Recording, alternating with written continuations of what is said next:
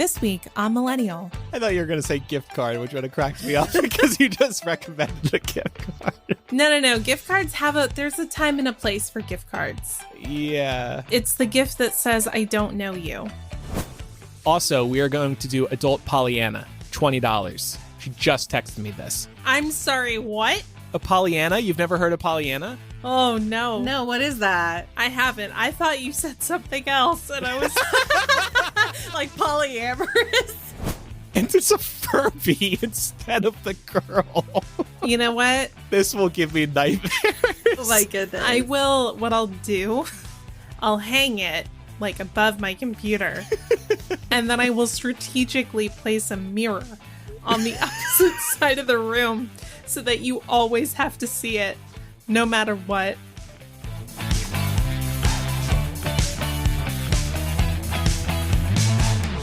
Welcome to Millennial, the home of pretend adulting and real talk. I'm Andrew. I'm Laura. And I'm Pamela.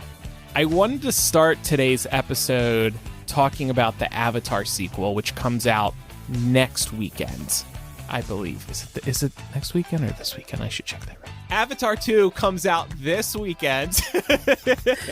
No one here knows. I wanted to talk about it because it's 13 years after the original. I assume you two saw the original, right? Yeah. Everybody did. Broke every box office record. Highest grossing film of all time. It'll be fascinating to see if Avatar beats it or comes close to it, if Avatar 2 does. But my big question is, like, how many people actually care about Avatar? What was so fascinating about it is it does go on to become the highest grossing film of all time at the box office, but then nobody talked about it. There weren't podcasts about it. There wasn't a fandom around it. It just kind of burned out. And now the reviews of Way of the Water, the sequel, are very good. But I'm still just like, I don't know how many people really care. Well, I think Disney would beg to differ with you because they've completely rebranded Animal Kingdom in Florida to be like the Avatar destination. Really? Mm-hmm. So, there's that. But I'm not sure. I think that the most interesting thing about Avatar is that it's kind of become one big internet joke. And so I am also curious to know how well it does at the box office. At the end of the day, I don't know if box office numbers really matter that much because this movie's already getting award show buzz. Like, it was nominated for a Golden Globe, which, not the biggest award show in the world, but it is kind of like the precursor to award show season. It's like the first one usually that pops up. So the fact that they were able to get in there and people are already talking about Oscar buzz kind of makes me feel like it'll do fairly well. Yeah. Is it normal for movies to be nominated for awards before the movie even comes out? Well, I would also want to preface that by saying that the Golden Globes this year are a bit of a clusterfuck because they're trying to get back in everyone's good graces. Got it. And they also have a really crazy long submission window. So I believe, if I remember correctly, it's like through the end of the year because the award show doesn't actually end up happening until sometime next year, but they haven't set a date. Got it. Okay. It's January 10th. It's super soon. Did they set a date already? Yeah. It's like right after New Year's. Nobody has time to even see this nominated Best Picture. But I will say that, that's why you see things like Wednesday is nominated too, and that just came out. Netflix is Wednesday. So it's interesting how they do things over there for sure. So I'm very unsure if I want to see Avatar 2 in theaters. One reason is the movie is 3 hours, 10 minutes long. I can barely do a 2.5-hour movie. I mean, I say that, but we all went to see Avengers Endgame and that was really long. And but there's a fandom there. There's excitement there. I know. Yeah. That's true. I was just going to quietly maybe try to not go see Avatar because I didn't really like the first one. I have really no horse in that race, but apparently my whole family wants to go. So oh, really? I will be going this weekend. I don't think that they're big Avatar fans unless they've been carrying the torch in secret. I think everybody's just genuinely curious to know how this goes down. And to its credit, the first Avatar was also lauded for what they were able to do on the visual front. It was apparently very visually stunning when it hit theaters, and technology's only gotten better. So this one's supposed to be really, really good. with all the CGI and the visuals. So I'm very curious about it from that perspective. I do want to be blown away. And apparently James Cameron has delivered another really remarkable film. It's just, 3 hours, 10 minutes. Then I would say you probably have to see it in theaters, because as good as televisions are now, I just feel like it's not going to compare to, the surround sound in an IMAX or anything like that. See it on the biggest screen possible. Maybe you can just sneak in for 10 minutes and then sneak back out. I saw it. I saw 10 minutes of it. It was great. No, I'm just going to accept that if I do see it, I will take 1, probably 2 bathroom breaks. And maybe it will feel more palatable to me. One thing that inspired talking about this today is I saw this poll in the Millennial Facebook group, Are You Going to See Avatar? By our Alabama Sunflower, Zach. He posted this poll. And the results were actually very mixed. Only 16% said yes, 44% said no, 21% said maybe, and then 19%, so nearly a quarter, said I never saw the first movie. I'm surprised. 44% said no. We have to take into consideration that this is a poll of our audience, right? So it may be that our podcast audience isn't the biggest fan base for Avatar, which I can get, but if millennials aren't going to see it, though, clearly Pam's family is going to be seeing it. I guess that's the demo, the core demo. Yeah. No offense, Pam. No, I mean, honestly, I was shocked that they wanted to. I got this text, we all want to go see Avatar. Do you want to go? And I just think it was really funny that clearly this talk was being had amongst everybody except for me. So they probably kind of knew that I was maybe not going to be as interested. Is James Cameron going to put a little Titanic Easter egg in this movie? Because this one's set in the ocean. So it'd be kind of cool if you saw the ship. Well, isn't Kate Winslet in the third one that he's already planning? I think she's in the second one too. I saw an interview with her promoting this one. Okay. I can't keep track of how this works because he greenlit 5. He did, and apparently they've shot a lot of 3 already, so it's not going to be another really long wait for the threequel. So maybe now that this one's out, maybe they're finally going to get some momentum going with getting all these out, because that's the other thing I kind of rolled my eyes at. It's it's been 13 years and it seemed to me like nobody really cared about it. So why should we return after all this time? Money. All about the money. Speaking of movies that are coming out around the holidays, wanted to mention The Whale. This has been getting a lot of award season buzz. This is starring Brendan Fraser, and he's playing a morbidly obese gay person grieving the loss of his partner. And this movie has been on my radar because A, gay, but B, it received very long-standing ovations when it started screening at film festivals. There are, on the other hand, already some allegations about fat phobia in it, and a debate around that whole angle. So I don't want to say more without seeing it myself. I definitely do want to see it, though, because of some of the very, very positive reviews. And of course, Brendan Fraser, he doesn't make movies too often these days anymore. No, I mean, he really, I don't know if you guys remember that big article interview that he did where he talked about why he disappeared from Hollywood, but he's just had, crazy rough go. And I'm so happy for him and all of what he's been able to do since he decided to come back on his own terms and stuff. So for that reason alone, I probably would have gone to see this, but I've also heard really good things about the movie in general. Yeah, I'll see this too. And then finally, Glass Onion, a Knives Out mystery. So this is the Knives Out sequel. First one came out on Netflix. I actually already saw this because it did screen in theaters for 1 week, one whole week around Thanksgiving. Netflix is testing the idea of starting to put some of their movies into theaters. And there's already a lot of debate about why they only put it in theaters for a week, because this would have absolutely killed around Christmas time. I thought it was really good. Excellent whodunit. Such an amazing cast. It is kind of a sequel from the first one in that Daniel Craig is in it. But other than that, it's an all new cast, I think.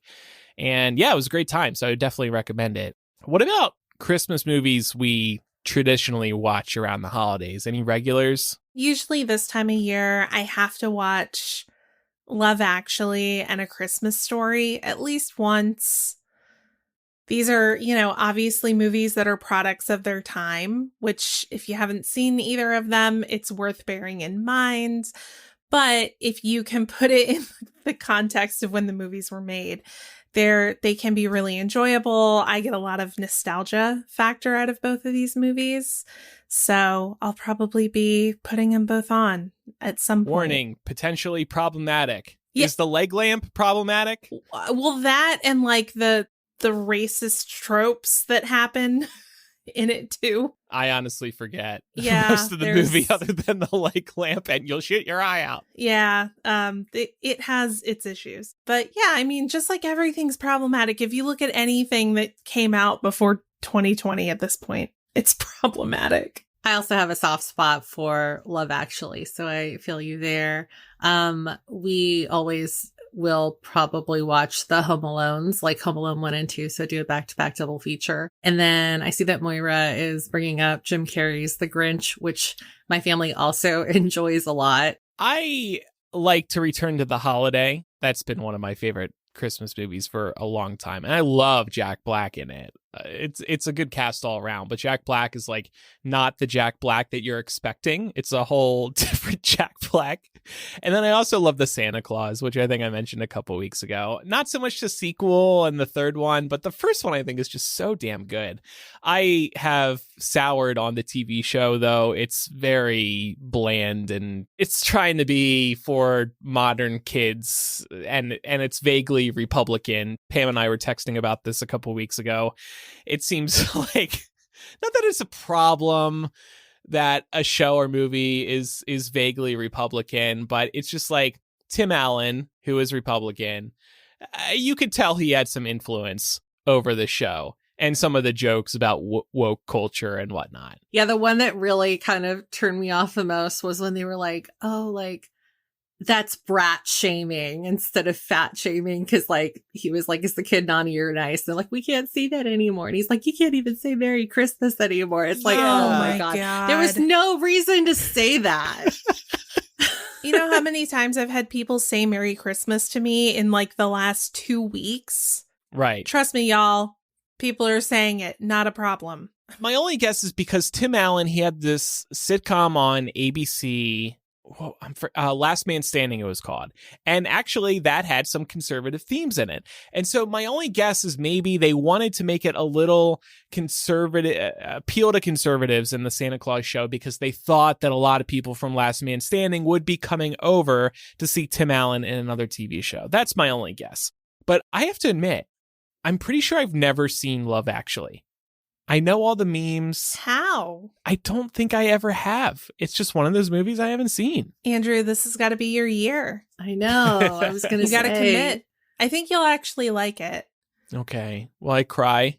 Maybe. Maybe. Oh, okay, great. There's that one. Emma Thompson really kind of steals it when you're talking Yeah. about like emotions and stuff like that. Okay. So But you I mean, might. if you liked The Holiday, I think you'll Right. like Love That's Actually. true. That's true. I wonder where it's actually streaming right now. I think for a time it was on Netflix, but it doesn't I look think like it might still be on Netflix. Is it not? I just searched for it there and it said nope.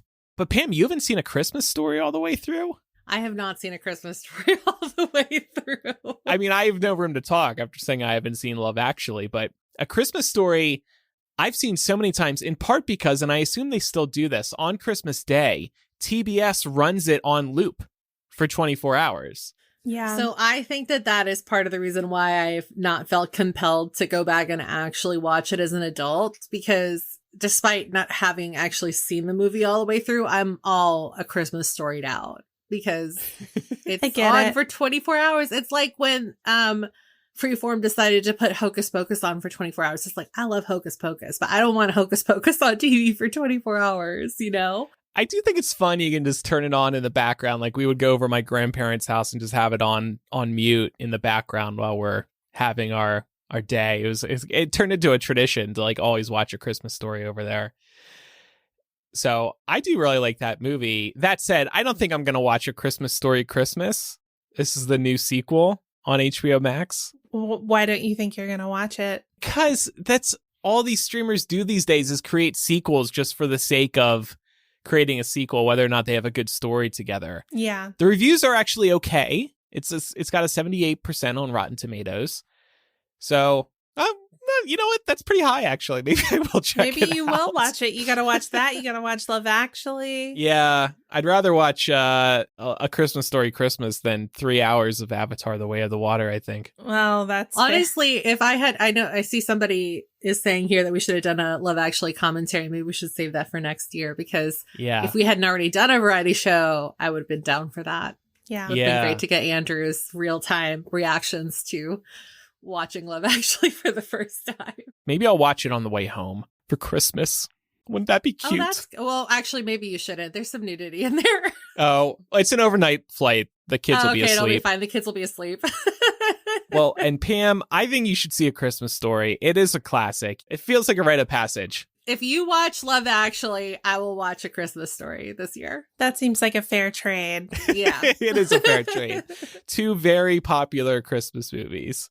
So we wanted to help people out this episode as well with some last minute gift giving ideas for those who might be difficult to shop for. We've still got a couple of days, or in the case of Christmas, weeks till gift giving begins. Let's start with an idea for a gift for a white elephant or a Secret Santa, and you don't know the person well. So when I thought about this, I was thinking about being in, an office or a work setting. So it really is maybe somebody that you, for whatever reason, have not spent a lot of time with, and you don't know anybody personally that you could ask who could tell you a little bit more about what they like and stuff. Because sometimes when, you're working for a larger company, you don't get the opportunity to get to know everybody. So this is something that could potentially happen. And so when this has happened to me in the past, my go-to is usually to buy one of those electric mug warmer discs that can go on the person's desk, because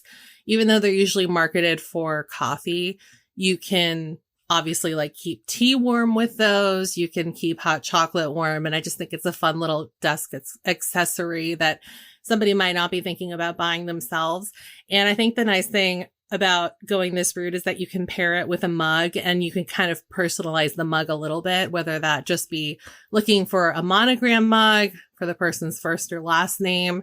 You usually find those, if not online, then TJ Maxx, Ross, any kind of store that sells home goods. Or if you notice that, maybe they have some desk decor that hints at one of their interests, you could purchase a mug that caters to that. So say they're really big Spider-Man fan, you could get a Spider-Man mug to go with that.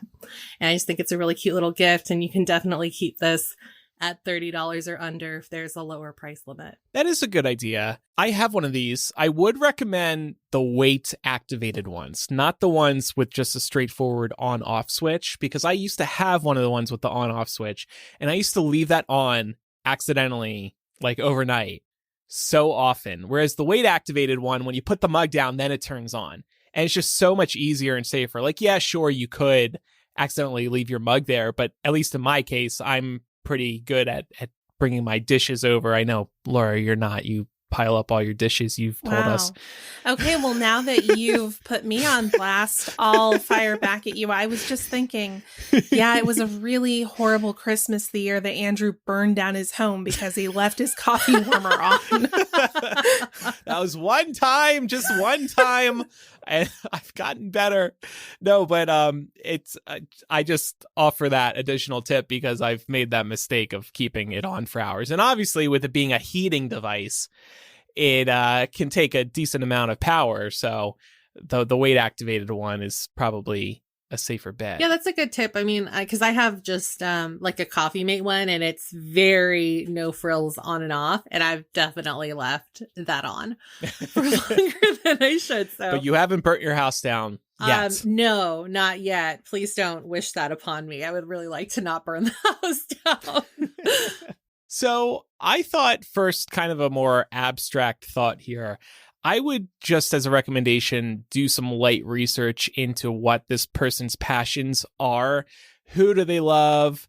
What artists do they love? Find art, a shirt, a hat that you think they'd like based on that passion. I think sometimes we just get like so bogged down in like more of a traditional gift sometimes that we don't just think about like, okay, let me back up and ask myself, what do they actually really love in their day-to-day life? What sport team do they love so much? And then just go from there. But in terms of like a specific practical item, I really love these item trackers like Tile, which has been around for a really long time. But if you have Apple devices, Apple now has the AirTags, and they're a little pricier than the Tiles, but they're still under $30. Tile also has one specific for wallets, which is really nice. So it's like credit card shaped and still thin like a credit card. And then you just slide it in like it's a credit card, and then your wallet's being tracked. But these are so helpful because they also make noises. And if the item tracking isn't helpful enough, like telling you what direction it is in, the noise can be helpful. I gave Pat one of these, and then like 2 weeks later, he lost his keys in his car. And I think we were about to go out on a trip, and there was so much junk in the car, just like coats and all kinds of stuff. If we didn't have that AirTag on it, we never would have found it. And even with the sound, it was hard, but it made it a lot easier to find his keys. So it's one of those things you add onto your keychain and you don't use it. But then there's going to be one time in the next year when you do, and you're going to be like, thank God I had the AirTag on it, or thank God I had the Tile. And of course, we always know somebody who's forgetful or can't remember where they put something. I knew somebody once who tiled their dog. This has been years ago, but they put a tile on their dog's collar, and I was like, well, I guess that makes sense. Yeah. Apple and Tile won't tell you to use it for that because they don't want to be legally responsible if you actually lose your dog or child. But yeah, it could work. It could work. And there's been security issues around it. I think we discussed those on the show within the last year or two, but very helpful. We here at Millennial do not necessarily recommend using them on your dog, cat, or loved one. But if you suspect they're cheating, not a horrible idea. I like how we provide that asterisk. Like, could work, but we don't officially recommend it. But if you think they're cheating, we give you a hall pass once. Millennial doesn't want to get sued. Okay, y'all, I have a couple of strategy recommendations that might make it a little bit easier. My first one would be if you're in any kind of group setting where you're doing a gift exchange, or say you're in an office setting like Pam was talking about, use a gift exchange program like Elfster. That's what we use here on the show with our gift exchanges every year. And what's really nice about it is that it has a feature to allow you to anonymously ask questions of the person you're giving the gift to. So that can come in super handy. The other thing that I do is just try to pay attention and jot down notes on my phone anytime they mention wanting or needing something. I do this throughout the year for people in my life, but I've also done it for gift exchanges with acquaintances as well. Because usually you have at least a couple weeks notice on that kind of thing. So just start, casually paying attention. And if they mention like, oh crap, my favorite pen broke, or, oh, I need a new case for my iPhone. Those are prime things for you to be jotting down so you can make sure that you get that for them. And my go-to... Can I just jump in on that one real quick? Because I do this too. It's so freaking helpful. Yeah. Because you do forget. Like in the moment, you're like, oh, I should get that for them this holiday season. And then you forget 2 weeks later. So I've got a couple ongoing lists. Mm-hmm. My go-to, if I don't know what else to do, is to get the person some nice candy and a gift card to a place that they like. So if I notice that they drink a lot of Starbucks, like if every time I see them, they have Starbucks in their hand, I'm like, you're getting a Starbucks gift card. Or I know a lot of people love Target, so that's always a safe one. iTunes, if there's somebody that buys music off iTunes, there are really lots of different gift card options. I mean, pretty much any grocery store you go to is going to have any and all gift cards that you could imagine. So do that, pair it with like a Ghirardelli chocolate bar, and call it a day. Okay, so let's move on, kind of semi-related category, but we can take this a bit of a different direction. Gift giving for people you know, but who are hard to shop for. So maybe not Secret Santa, but maybe, I don't know, maybe your dad.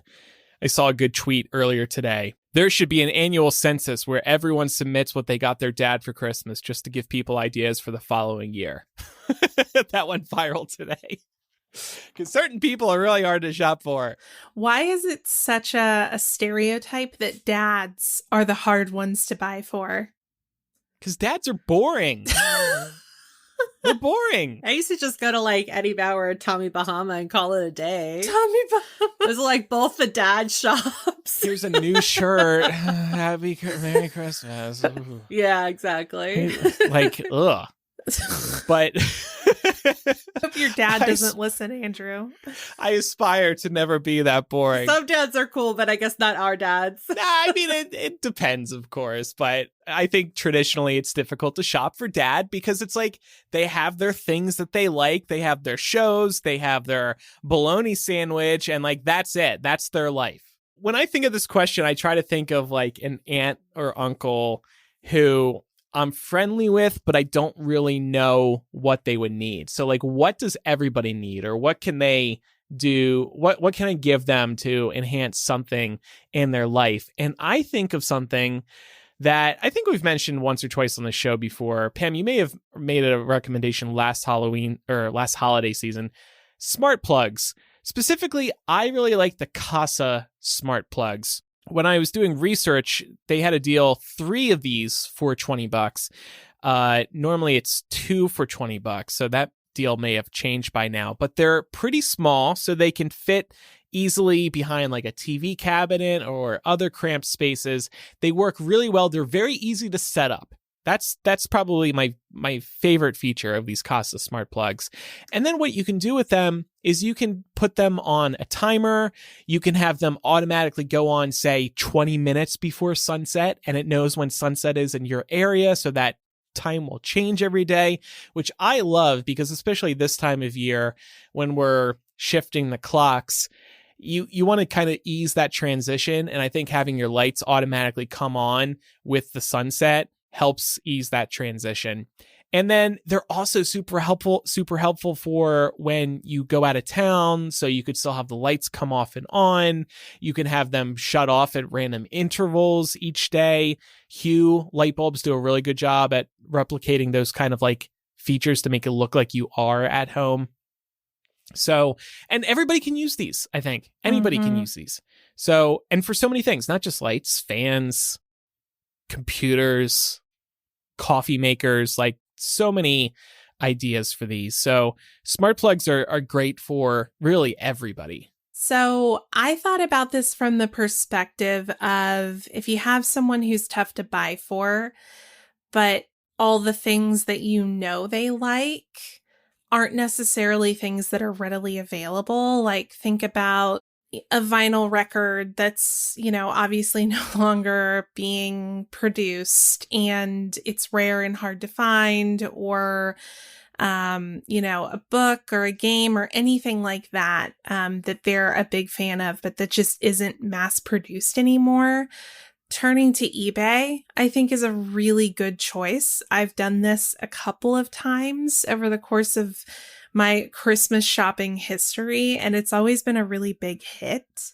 I would also say Etsy for artwork, because if you know they're into anything, it doesn't matter what the franchise is. You can literally type, insert keyword here, artwork, and you'll end up with a bunch of, small creators who have made their own artwork of that thing that's probably going to be a good bit cheaper than trying to buy maybe some original artwork produced by a manufacturer or a large company.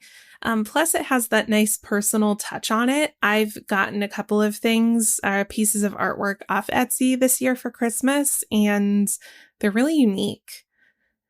And I really think at the end of the day, that's what gift giving should be about. It should be thoughtful and Yeah. not like, oh, I went to the store and I bought this piece of crap for you because I needed to buy you something, you know? I thought you were going to say gift card, which would have cracked me up because you just recommended a gift. No. Gift cards there's a time and a place for gift cards. Yeah. It's the gift that says, I don't know you. I was trying to be nice. I'm not a fan of gift card giving, but I understand sometimes your back's against the wall. It's like you have no other choice. But I try to avoid gift cards at all costs. I do too, but I have a little caveat for that. And I feel like a nice workaround is gift certificates that are more personalized. So something like, you know, maybe a gift certificate for a manicure or a massage or a local restaurant. And I think it's really easy to frame something like that as to say, like, I wanted to do something that like would let you have a little self-care because like you work really hard. And I don't know why, but I think that sometimes when it's more of an experience, it feels less generic than a gift card to a place like Starbucks. Also, my Costco always has Giants tickets. So I'm sure that Costco's nationwide also have like pretty good deals on sports tickets. So that's a really fun gift too if you have a sports lover in your life. I've never seen them for other sports, but I know they always have them for the ball games for sure. So that might be a good option for you. Yeah, that's a good idea. And then my second option is a storefront from Etsy that I've wrecked before. I'm pretty sure it's Caitlin Minimalist for affordable and customizable jewelry. So you can like customize stuff with birthstones. They do handwriting engraving too. If you want to do something sentimental, you can get like kids artwork engraved on stuff too, which is great for a parent. And one of my favorite items that I saw listed when I was poking around to see what they had this year was custom pet portrait keychains, which I think would be really cute to give pet havers because you can just get, you know, it's like a metal keychain, but you send this store a photo of the pet and then they'll engrave it onto a keychain. Aww. So yeah, I think it's beautiful. a cute little thing. That is really sweet. I'm looking at these rings with handwriting on them on Caitlin Minimalist's Etsy store right now. And it looks like you write the little message yourself and then they'll imprint it on the ring. It's really nice. Yeah. Or like if you have like, say like your grandma's handwriting or something, you could get that done for like your mom or something like that. Yeah, that's super And they'll sweet. do artwork too, like I said. So it's a really sweet little sentimental stuff. They have stuff for men too, like thicker bands, cufflinks. They have guitar picks and stuff. It's a really guitar cool picks. store. That's the gift for dad right there. Yeah, exactly. Does he play guitar? No. Who cares? Andrew, you can get your Bruce Springsteen autograph enshrined and he doesn't play guitar, handwriting. but he loves Led Zeppelin, and so he's getting that guitar pick. What are we asking for Christmas? Anything special, fun, cool? No, you know, my mom asked me what I wanted, and I was like, weird shit. Just, if you see anything funky, quirky, weird, I'm into it. I feel like it gets a little harder to think of the things that you would want for Christmas when you reach a point in your life where you're not really dependent on the holidays to get the things that you want anymore. Yup. So that makes it a little harder. What about y'all? What are you asking for?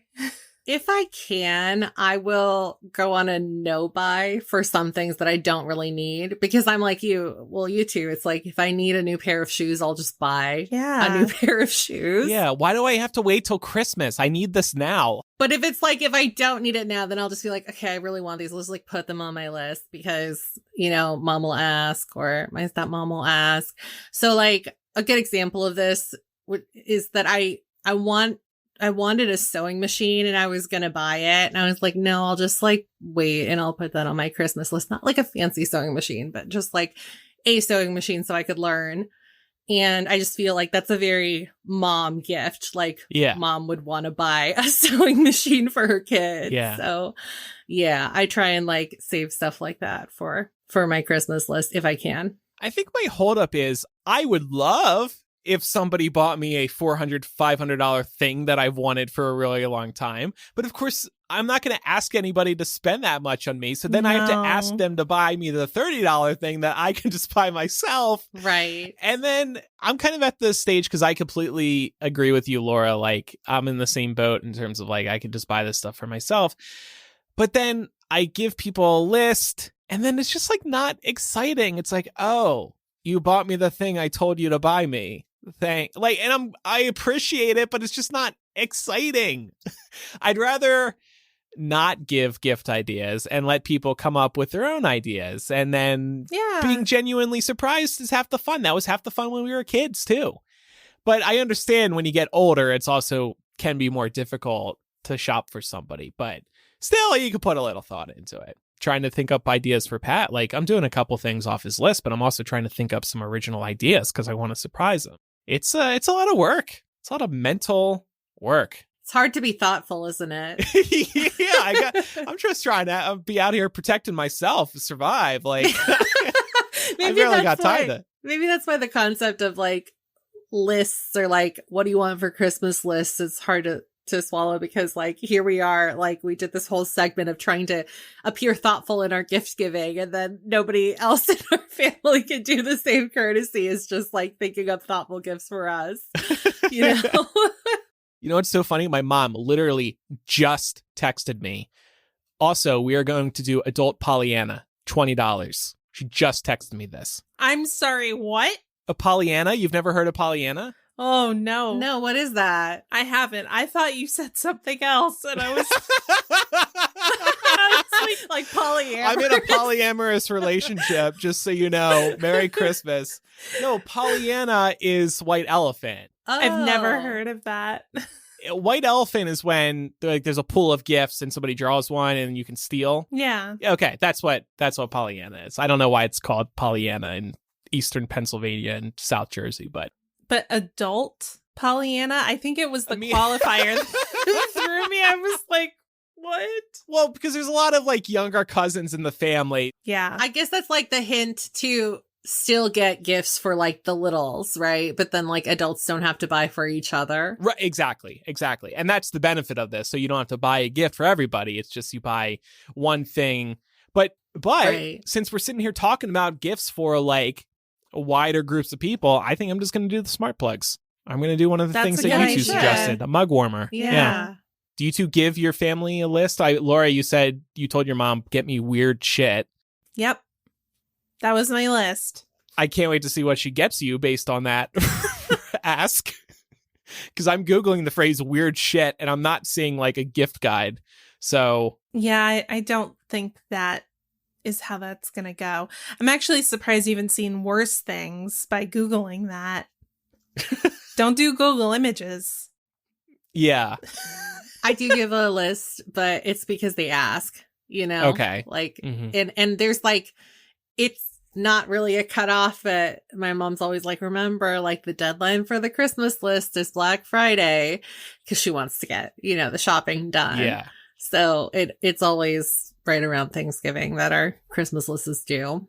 Laura, I did add BuzzFeed to my search query, and of course, they do have some articles, 38 gifts that are truly weird, but that we think they'll love. So your mom can look there. And here's another one, same headline basically, 36 weird as heck products that might make you swear off the internet for the rest of the day. A set of baby hand soaps. Yeah. It sounds like a good one for you. Weird shit. I don't know. That might be a little too macabre. I don't know. I'm not sure. But I'm guessing that she's going to go down to Little 5 Points here in Atlanta, which has a ton of little quirky shops with lots of weird, quirky things in them. And I have a feeling that is where my stuff will come from. How about this? I just linked it in our Zoom. Instead of the iconic painting girl with a pearl earring, the Ferb with the pearl earring. And it's a Furby instead of the girl. You know what? This will give me nightmares. Oh my goodness. What I'll do, I'll hang it like above my computer. And then I will strategically place a mirror on the opposite side of the room so that you always have to see it no matter what. I would fucking love that. I don't know what I was expecting, but I was not expecting what you linked. It's even better than my imagination. This was on the BuzzFeed list. Well done, BuzzFeed. So I'm jotting down weird shit under Laura's note tab on my phone. Oh, good idea. Yeah. This Great is idea. inspiring me to put weird art in my house now. Like, imagine walking into my house and you see stuff like this on the walls. I think that would be really cool. I don't know if you still have it, but I remember in one of the LA apartments you had that "Oh no, they didn't" article. Oh yeah, that was written about you in your bathroom. Yeah. And I thought that was the funniest thing. in my bathroom. Oh yeah, when somebody on "Oh no, they didn't," the classic pop culture live journal called me a MuggleNet whore Right. for posting a photo of Mockingjay before it was released. Good times. All right, well, I see in our Discord here that Marissa said, I liked using Uncommon Goods this year per Andrew's rec. And I'm so glad you say that, Marissa, because Uncommon Goods is once again sponsoring this week's episode of Millennial. If you haven't finished your holiday shopping yet, don't panic, because Uncommon Goods offers the absolute best gifts for everyone in your life. They have incredible, original, thoughtful gift ideas. It's not stuff you can just find anywhere. It's all truly unique and creative gifts, often handmade by independent artists and makers. It is the world's most interesting gift store. Laura and Pam, you actually went shopping there too this season, right? Yeah, I did a good bit of shopping on Uncommon Goods. I would say it made up probably about 50% of my Christmas shopping this year. Dang. I found, without getting too specific, I found some really unique experiences for people, as well as spices for cooking and various unique kitchenware items. So there really is something for everyone on your list on Uncommon Goods. And what I love about it is they have a way for you to sort by price. So if you are doing like a gift exchange or a white elephant type situation, there's a really easy way to tab to look at all of the gifts under $50, for example. Yeah, I totally agree. I was shopping for a couple of people that I know enjoy spending time in the kitchen, and they have just some really fun, unique kitchen gadgets in addition to some really, really stunning staple pieces that I know they'll be keeping for a really long time. It's always really nice when you can find a gift like that somebody's going to hang on to. Lots of ceramic stuff too. Like there's this really beautiful ceramic veggie steamer on there, and like a ceramic garlic roaster, just things that, somebody may not think to buy for themselves, but is obviously going to be a nifty little thing to have around the house. To get 15% off your next gift, go to uncommongoods.com/MILL. That's uncommongoods.com/MILL for 15% off. Don't miss out on this limited time offer. Perfect timing when we're all spending so much during the holiday season as we buy gifts. Uncommon Goods, we're all out of the ordinary. So we wanted to wrap up today's episode with a little news, right? Yeah, we've got a couple of quick-ish stories that we wanted to address as we reach the end of 2022. First up, Brittany Griner came home last week after being detained in a Russian penal colony for nearly 10 months. For those who didn't follow this story closely this year, the two-time Olympic gold medalist and six-time WNBA All-Star was detained when she was found to be traveling with THC vape cartridges in Moscow earlier this year. Her return has been controversial, as it was the product of negotiations between the US and Russia, which ultimately resulted in a prisoner exchange, swapping Griner for Russian arms dealer Viktor Bout. So that's kind of the TLDR to get us warmed up here. I wanted to see if y'all had been keeping up with this, if you've followed any of the reporting, any of the reactions that we've seen from the general public. It seems like there are a couple of really common narratives around this particular prisoner exchange. Yeah, I think I was looking at some polling by YouGov about people's reaction to this. Close to half of the country at least somewhat approves of the decision. I think a lot of this blowback is stemming from the fact that she's a woman. She's a black woman. She's a black lesbian woman. So, of course, it's very upsetting to see, but a lot of people on the right object to trading Brittany Griner, a black lesbian basketball player, for a Russian arms dealer. It's an easy talking point for them to harp on in order to ding Biden's thinking. I think this was a big win for the Biden administration, and it comes at a great time for him when he's scoring a lot of wins. I think it's nice that it's happening right before the holidays. It was really touching seeing Brittany Griner's wife with Biden at the White House talking to Brittany, and it was touching seeing the video of her coming home. It was a little eerie to me to see the video of Brittany and Victor like walking right by each other. And there was a very interesting cut where it looked like Brittany may have reached out maybe to shake his hand. That was a little strange. But yeah, overall, I'm very happy with the news. Yeah, I think I saw it reported that Victor apparently wished her good luck as they crossed paths there. So that may be what you saw, Andrew. Yeah, I've also seen quite a bit of reaction on both sides of the aisle. Obviously, one is more disappointing than another because it gets into dicey territory when you start trying to argue what lives are worth more than other lives. One of the most frequent reactions I saw from people that were, I wouldn't say like upset about this, but like not fully pleased about the deal, is that America should have traded for Brittany Griner and Paul Whelan, who's also imprisoned over there. And it's really easy to come out with an opinion like that when you're not the one that's making the trade. And we don't know what all went down behind closed doors.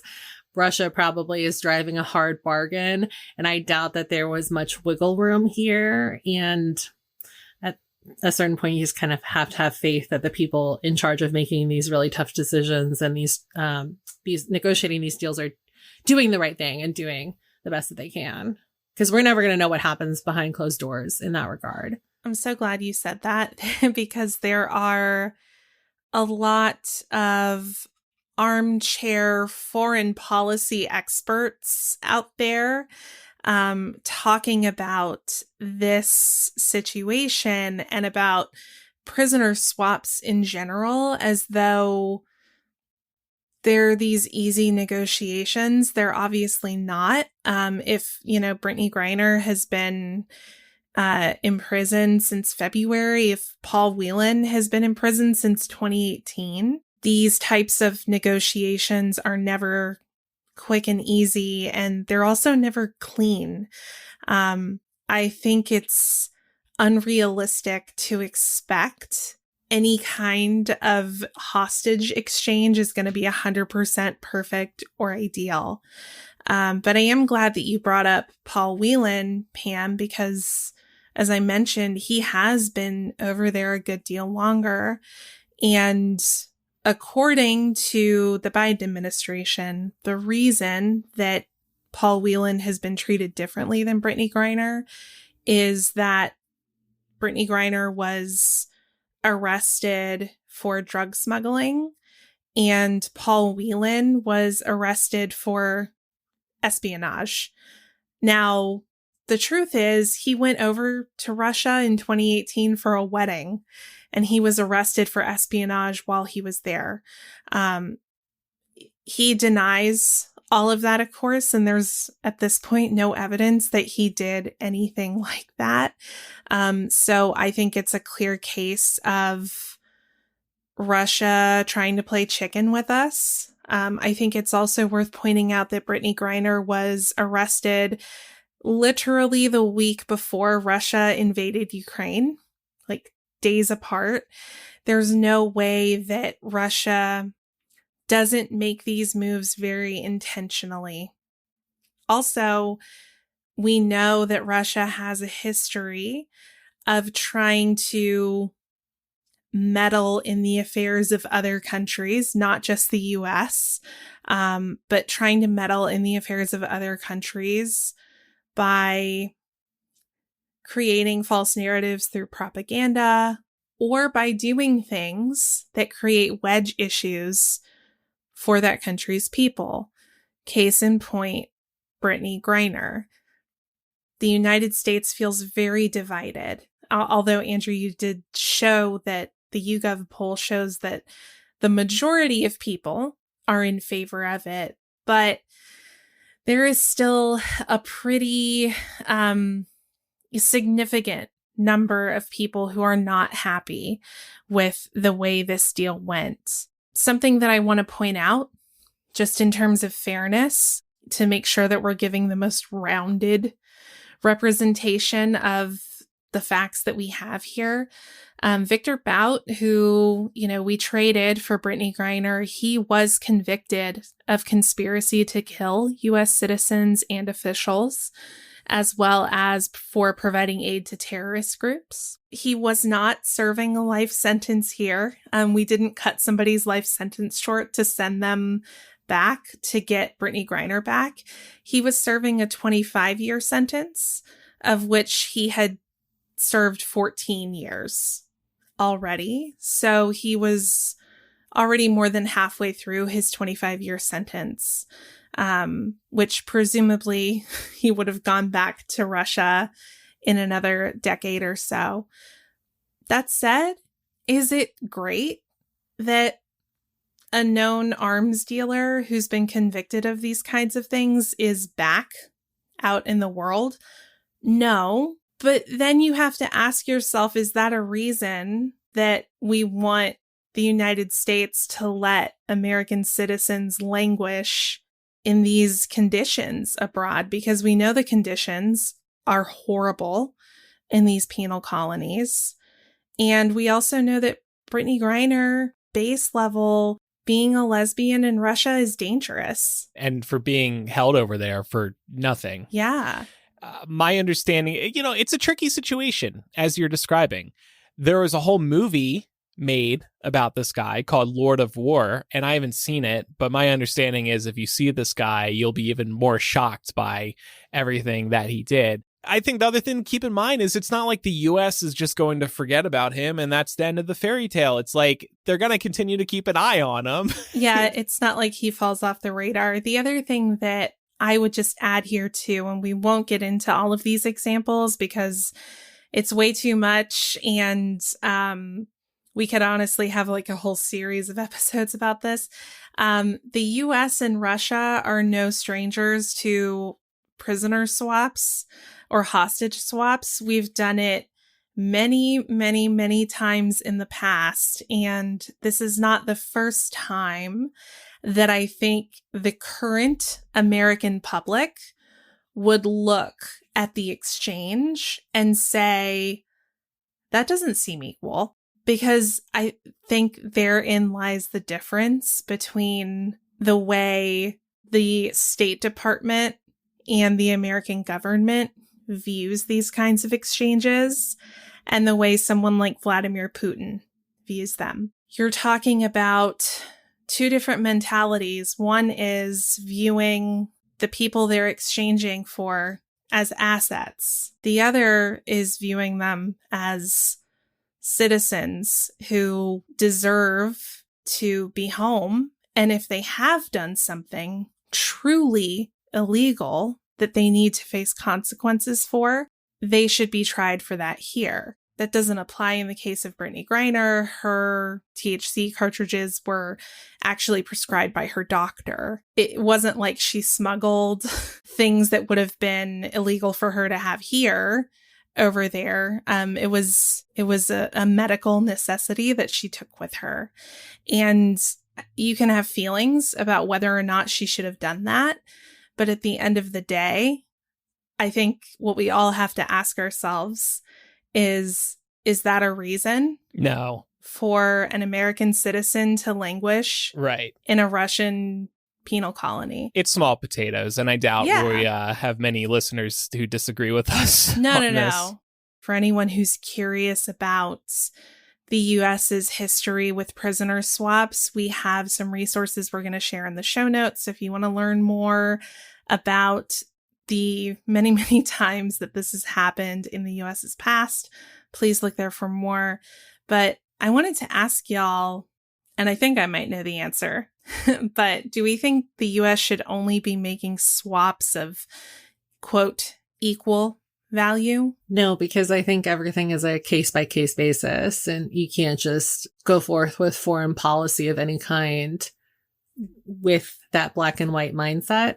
It just feels very black and white to me. And there's so much gray area that goes into foreign policy and international relations on the whole, which is why, you know, to your point, it's really easy to sit there and be an armchair expert about this stuff, but it's not actually easy to carry it out. Yeah, and I think, I mean, there's so much nuance here, and it depends on the current political climate. It depends on so many different factors. Who's available, for example, too. Yeah, I think that just raises the question, and this is what I would challenge someone with who does feel this way. Who gets to decide what the equal value is? Who gets to be the arbiter of the value of human life? Right. And is it you? Is it me? Who is it? Or is it the current administration? And Yeah. Biden decided that this was the decision that he would make. I saw this report that the Trump administration actually potentially was able to get Whelan back a couple of years ago, but they didn't. So, Right. you know, it's just how the cookies crumbled. Yeah. But I was just wondering one more thing just to wrap it up in thinking about Brittany Griner and the fact that the reason she was in Russia in the first place was to play off-season basketball on a Russian women's team because the WNBA doesn't pay enough over here. She wouldn't have been over there in the first place if she were compensated appropriately here. I'm thinking about what the State Department can do to maybe better protect citizens who are heading to potentially hostile nations. They do post travel advisories on state.gov to warn you if you are planning on going somewhere like this about the dangers of being there. But I'm wondering if we think, is there anything else that could be done? Well, giving them maybe more specific instruction in terms of what they can and can't bring over there and what they can and can't do over there, because obviously a country like Russia is going to be looking for any little excuse to put you in prison. So trying to minimize any potential risk, I think, should be top priority for the State Department.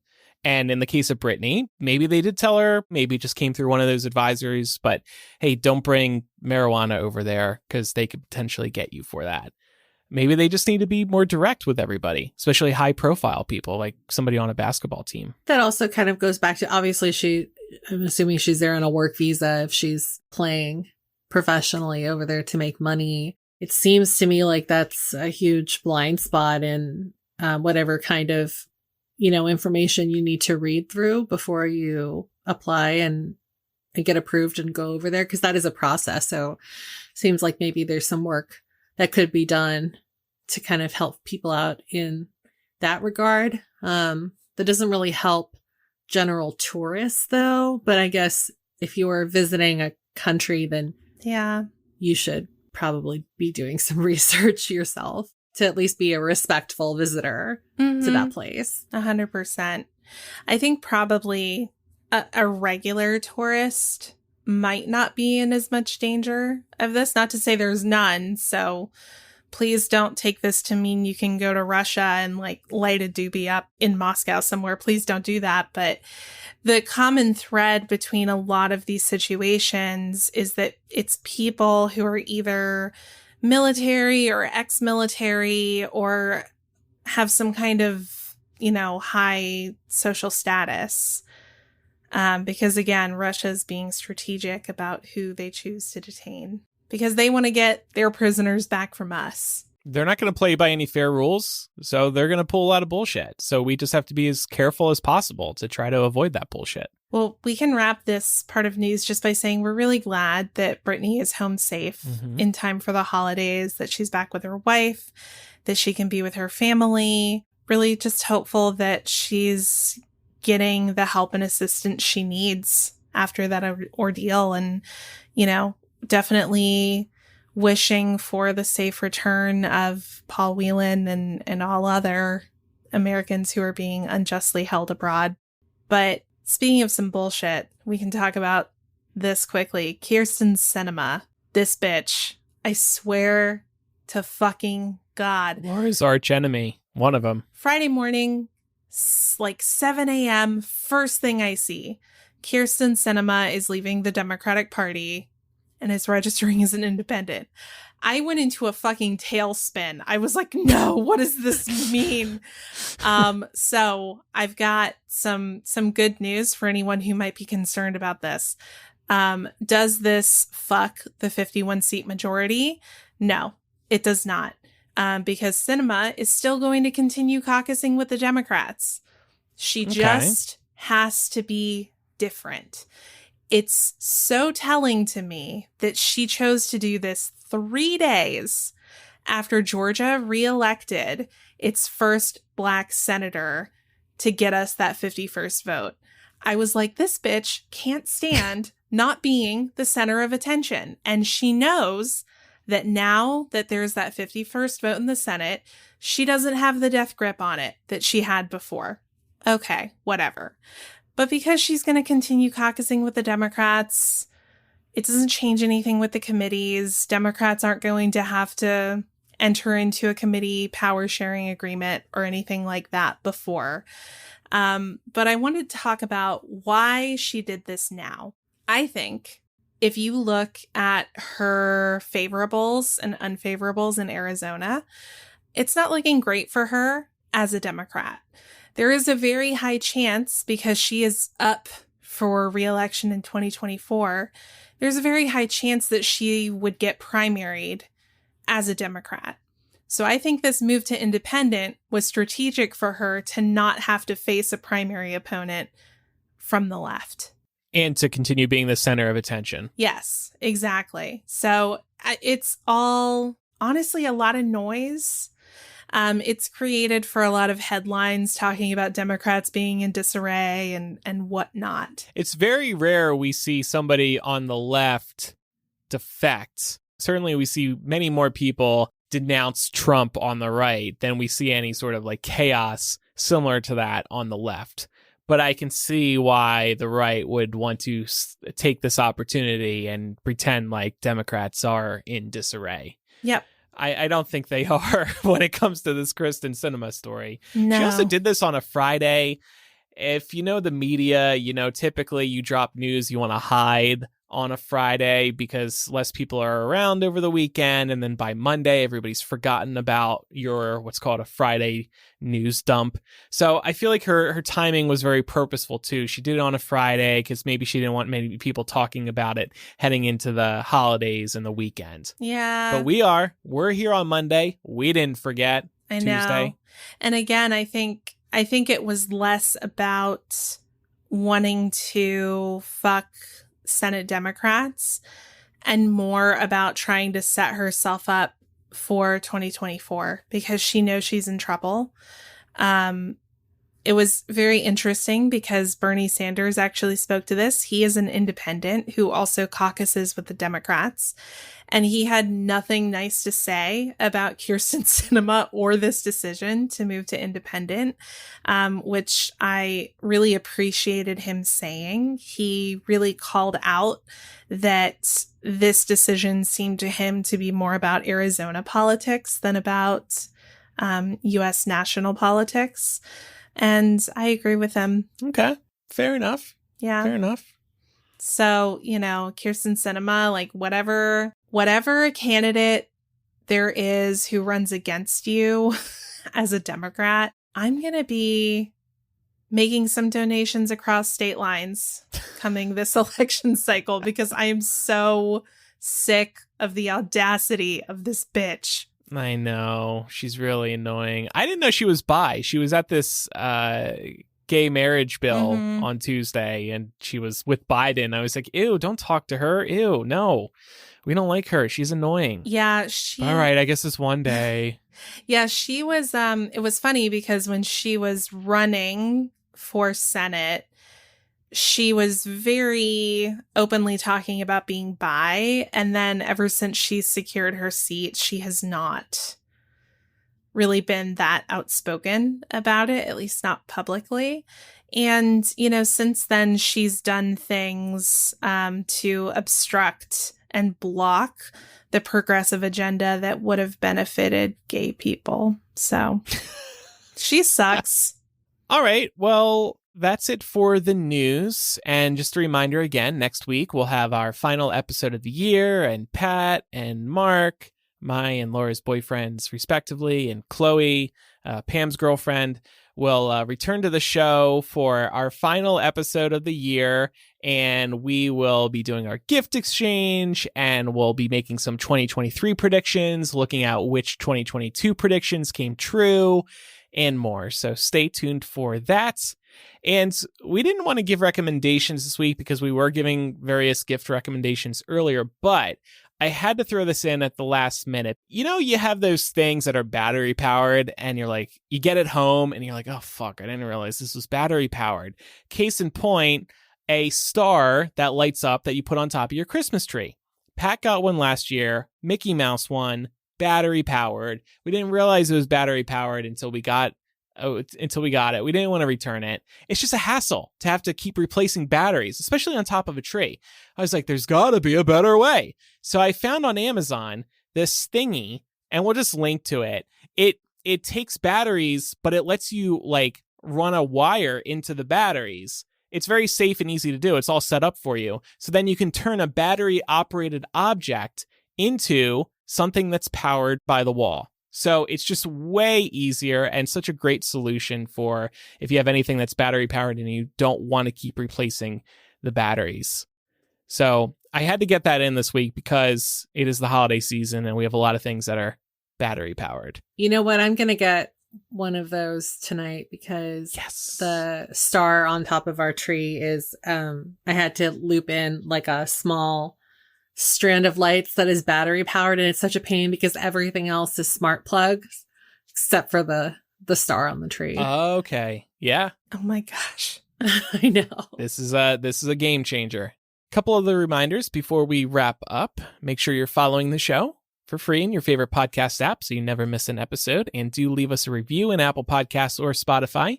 If you have any feedback, you can write to millennialshow@gmail.com, or you can use the contact form or anonymous confessional on millennialshow.com. And then finally, you can follow us on social media. We are Millennial Show on Instagram, Twitter, and Facebook. And then over on TikTok, we are Millennial Pod. And then coming up on our Patreon today, in After Dark, we'll be looking at the Google Year in Review. So what were Americans searching for most across a variety of categories, including what songs did people hum to search?